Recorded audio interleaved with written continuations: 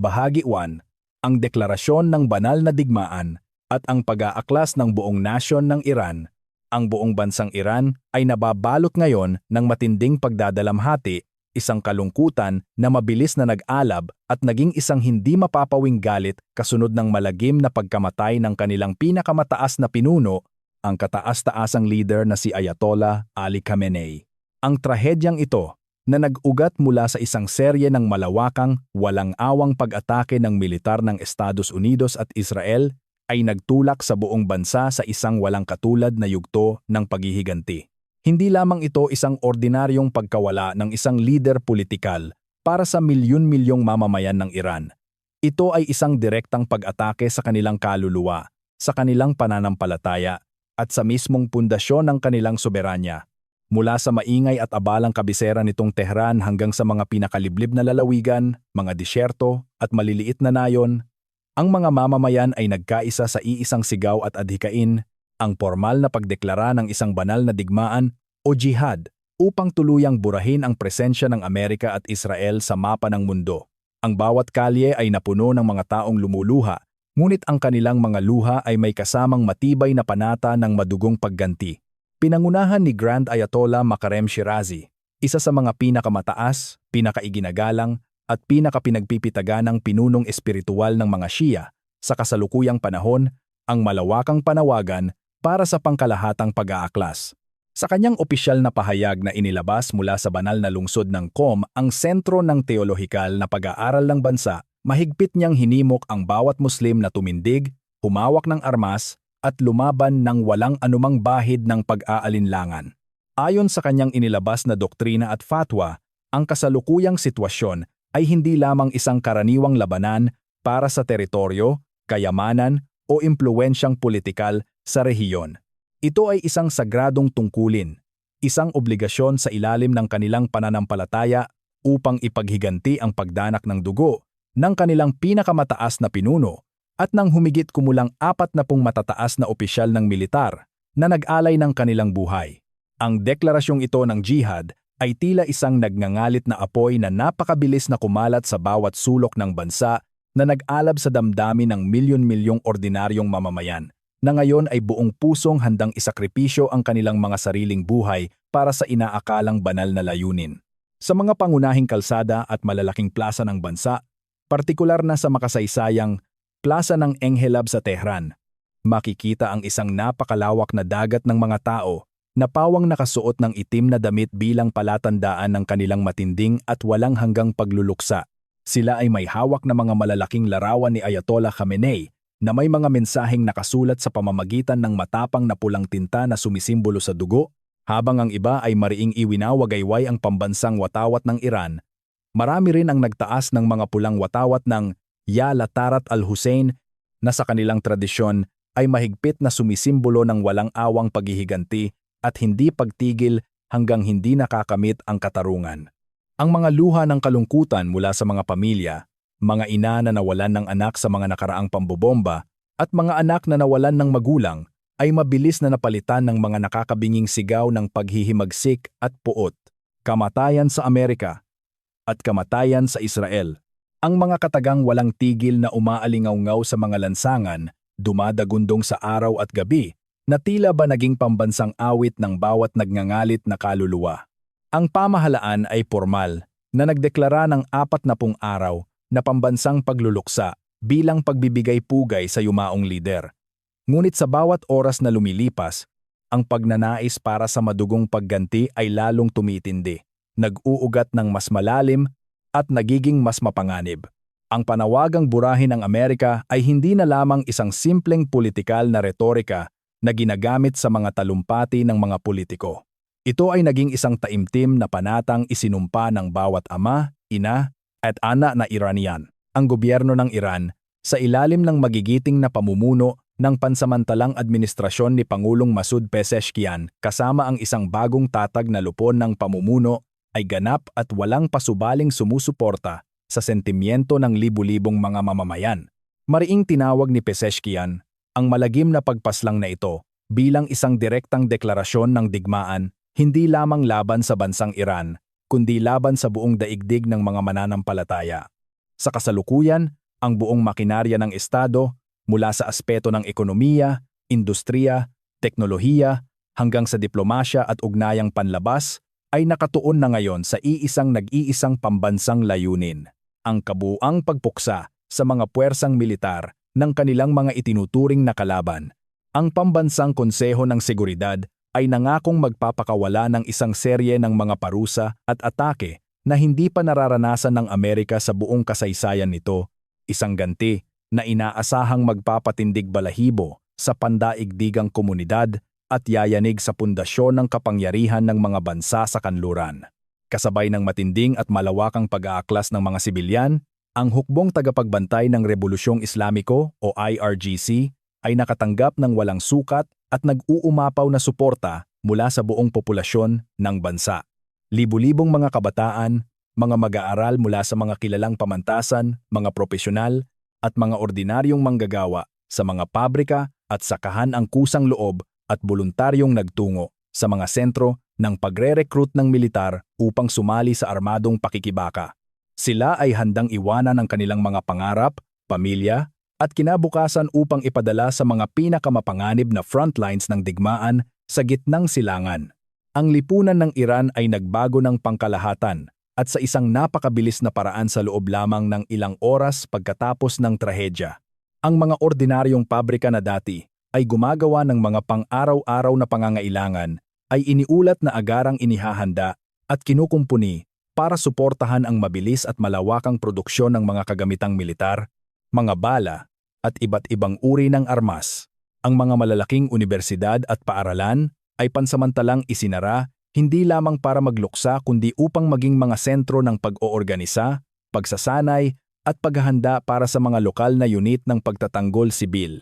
Ang Basij, isang paramilitar na voluntaryong puwersa na mahigpit na kaanib ng pamahalaan at binubuo ng mga tapat na sibilyan, ay nakapagtala ng napakaraming milyon-milyong bagong kasapi sa buong bansa. Nakakamangha na ang mga mamamayan ay hindi nagpapakita ng anumang bakas ng takot o pangamba sa kabila ng malinaw na banta at presensya ng mga higanteng barkong pandigma, mga makabagong eroplano at mga mapanirang armas ng Amerika na kasalukuyang umiikot at nagmamasid sa rehiyon tulad na lamang ng napakalaking USS Abraham Lincoln. Para sa kanila, ang pinakabagong teknolohiya, pinakamalakas na bomba, at pinakamodernong armas ng kanluran ay walang kalaban-laban at mababalewala sa tapat na pananampalataya, katapangan, at determinasyon ng isang bansang buong pusong handang mamatay para sa hustisya at dignidad ng kanilang pinagmulan. Ang galit na ito ng mga mamamayan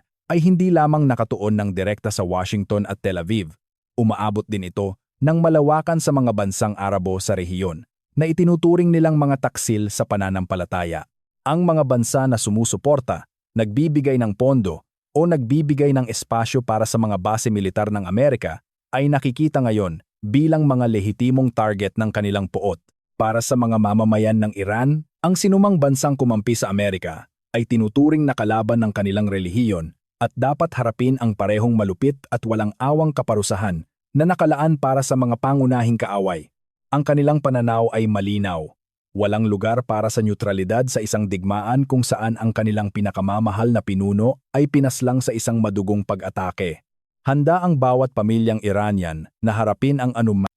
sa ekonomiya, ang kawalan ng pagkain at tubig, ang pagkasira ng kanilang mga infrastruktura, at ang masakit na pagkawala ng mga mahal sa buhay sa gitna ng matinding digmaan, mapabagsak lamang ang pandaigdigang impluensya at kayabangan ng Estados Unidos sa kanilang rehiyon. Para sa kanila, ang kalayaan ay hindi masusukat sa ginhawa ng pamumuhay, kundi sa kakayahang tumindig laban sa mga mapang-api at mapang-abuso. Ang buong bansa, mula sa mga pinuno sa pamahalaan hanggang sa pinakamaliit na mamamayan sa lansangan, ay nagkaisa sa isang epikong labanan na maitatala sa mahabang kasaysayan ng sangkatauhan. Wala na silang nakikitang ibang daan kundi ang paglaban hanggang sa huling hininga. Sa huli, ang nag-iisang tanging katanggap-tanggap na katapusan para sa mga mamamayang ito ay ang ganap na pagpuksa at pagkasira sa mga puwersang sumira sa kanilang kapayapaan at humamak sa kanilang mga pinuno. Ang deklarasyon ng banal na digmaan ay hindi matatapos hanggat Ang huling sundalong dayuhan ay hindi napapaalis o napupuksa mula sa kanilang mga banal na lupain. Sa pamamagitan ng dugo, pawis, at walang katulad na pananampalataya, isinusumpa ng buong nasyon ng Iran na ang pagkamatay ng kanilang pinuno ay magiging simula ng katapusan ng imperialismo at ang araw ng paniningil ay tuluyan ng dumating. Bahagi 2. Ang malawakang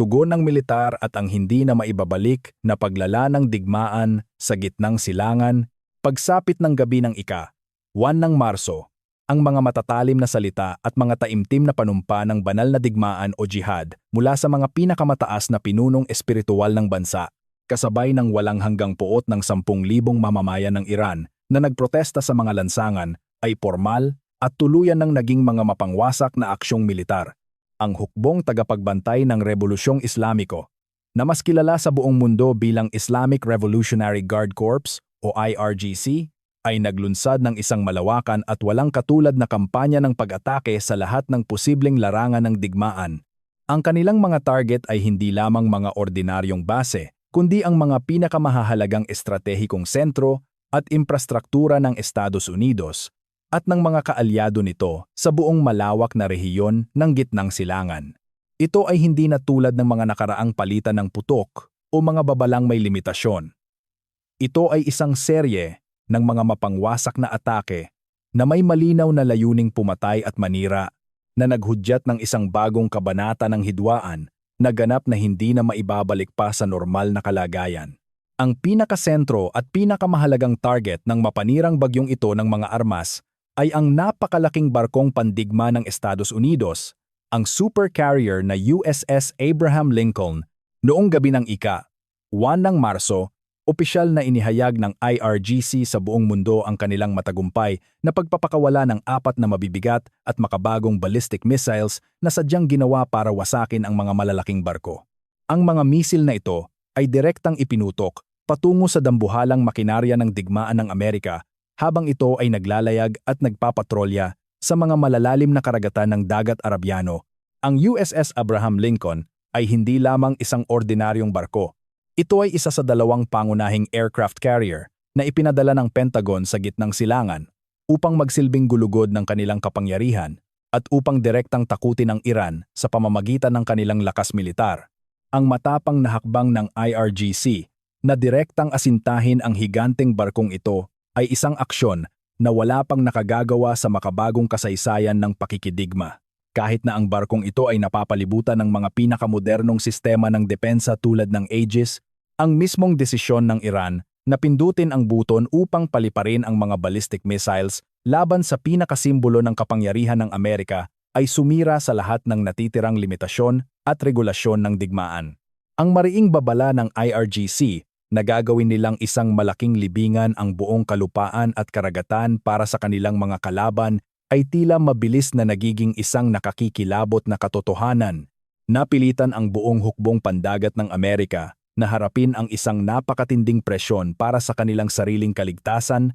lalo na laban sa makapangyarihang teknolohiya ng Iran na idinisenyo upang pagbawalan ang sinumang pumasok o lumapit sa kanilang sagradong teritoryo. Ngunit ang epekto ng madugong digmaang ito ay hindi lamang nanatili sa mga malalaking pagsabog sa gitna ng malalawak na karagatan. Ang walang awang pag-ulan ng mga bomba at misil ay bumagsak din ng buong bagsik sa mga kalupaan na nagdulot ng napakaraming sibilyan at militar na namatay at nasugatan sa panig ng Israel, Estados Unidos at maging sa mga bansang Arabo na buong katapatang kaalyado nila. Sa bansang Israel, ang kanilang ipinagmamalaking sistema ng depensa laban sa mga pag-atake mula sa himpapawid na kinabibilangan ng mga sikat at mamahaling teknolohiya tulad ng Iron Dome, David Sling at ang Arrow 3 ay biglaang nakitaan ng mga malalaking kahinaan at butas nang harapin nila ang isang sabay-sabay at napakaraming bilang ng mga umaataking armas.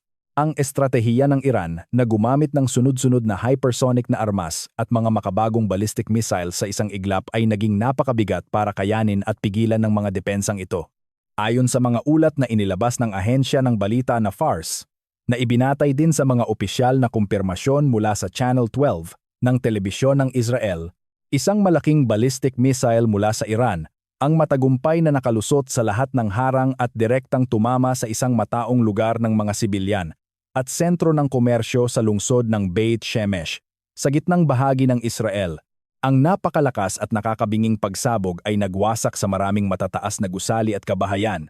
na agarang kumitil sa buhay ng 10 inosenteng tao at nagdulot ng malalang sugat sa 27 iba pa, kung saan 3 sa kanila ay nag-aagaw buhay sa mga pagamutan. Ang tuluyang paglusot ng misil na ito sa Beit Shemesh ay nagsilbing pinakamalinaw na patunay na ang inaakalang hindi mapapasok na pader ng seguridad ng Israel ay maaari palang gumuho at mawasak kapag inilagay sa ilalim ng isang napakatinding, mabilis, at walang tigil na pag-atake ng kalaban. Ang matinding puot at nag-aalab na paghihiganti ng Tehran ay umabot din sa mga kalapit na bansa sa rehiyon na itinuturing nilang mga kasabwat at traidor sa pananampalataya. Ang mga malalaking base militar para sa mga eroplano at mga sentro ng pagmamando sa United Arab Emirates o UAE ay naging pangunahing target din ng isang hindi maisip na dami ng mga lumilipad na pampasabog. Ang sukat, lawak at tindi ng pag-ataking ito ay hindi pa kailanman nasaksihan sa buong mahabang kasaysayan ng rehiyon ng Gulpo.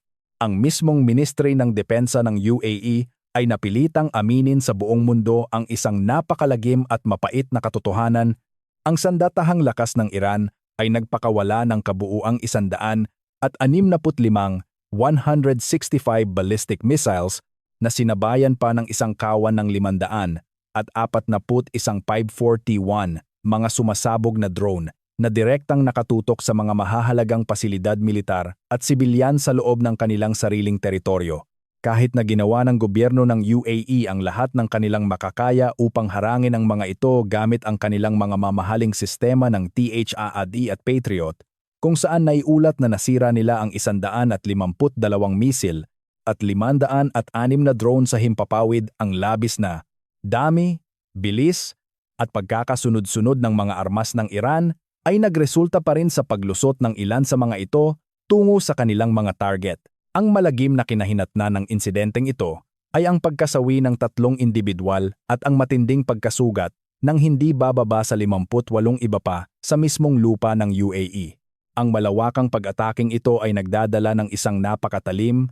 malinaw at malamig na mensahe mula sa pamahalaan at militar ng Tehran. Alinmang soberanong bansa na magbubukas ng kanilang kalangitan o magpapahiram ng kanilang mga lupain upang magamit ng militar ng Amerika bilang lunsaran ng pag-atake laban sa bansang Iran ay tiyak na magbabayad ng napakamahal gamit ang kanilang sariling dugo, buhay, at makakaranas ng walang katapusang kaguluhan. Wala nang sinuman o anumang bansa ang maaaring magtago sa likod ng huwad na diplomasya o pagkukunwari habang pinapahintulutan at binibigyan ng lakas ang mga kaaway ng Iran na gumalaw nang malaya sa kanilang nasasakupan. Sa kabilang panig ng sigalot, nagsisimula na ring maramdaman ng lubusan ng mismong hukbong sandatahan ng Estados Unidos ang pait at sakit ng mga direktang kasawian sa kanilang hanay. Base sa mga opisyal na kumpirmasyon mula sa mga pinagkakatiwalaang sangay ng militar ng Amerika, 3 magigiting na sundalong Amerikano na ang kumpirmadong nasawi sa gitna ng labanan,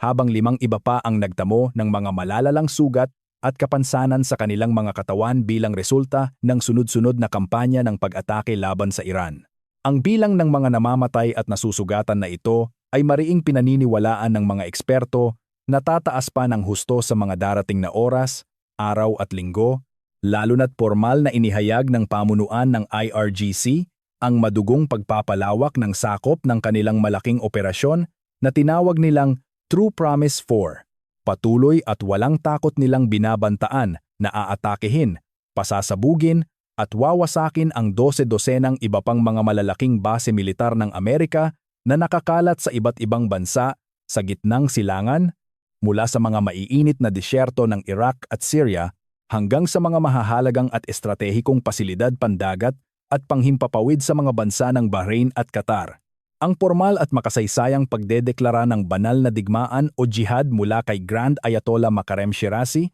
na sinabayan at pinalakas ng buong pusong pagkakaisa, pag-aalay ng sarili, at pagsuporta ng 10,000 mamamayan na nagmartsa sa mga kalsada ay nagbigay ng isang walang hanggan at hindi maubos na pinagkukunan ng lakas, tapang at espiritual na determinasyon para sa napakalaki at patuloy na lumalakas na makinarya ng militar ng Iran. Sa ilalim ng mahigpit at direktang pamamahala ng pansamantalang lupon ng pamumuno na pinangungunahan ng kasalukuyang liderato ni Pangulong Masoud Pezeshkian, ang buong bansa ng Iran ay formal na isinailalim sa isang mahigpit na batas militar. Ang buong pambansang ekonomiya, mga pabrika, at mga yaman nito ay ganap ng inilaan, iniba ang layunin, at itinuon para lamang suportahan ang isang malawakan at pangmatagalang digmaan laban sa malalaking puwersa ng kanluran. Ang kabuuan ng nakakikilabot na sitwasyon na ito ay nagbabadya ng isang napakadilim, nakakatakot,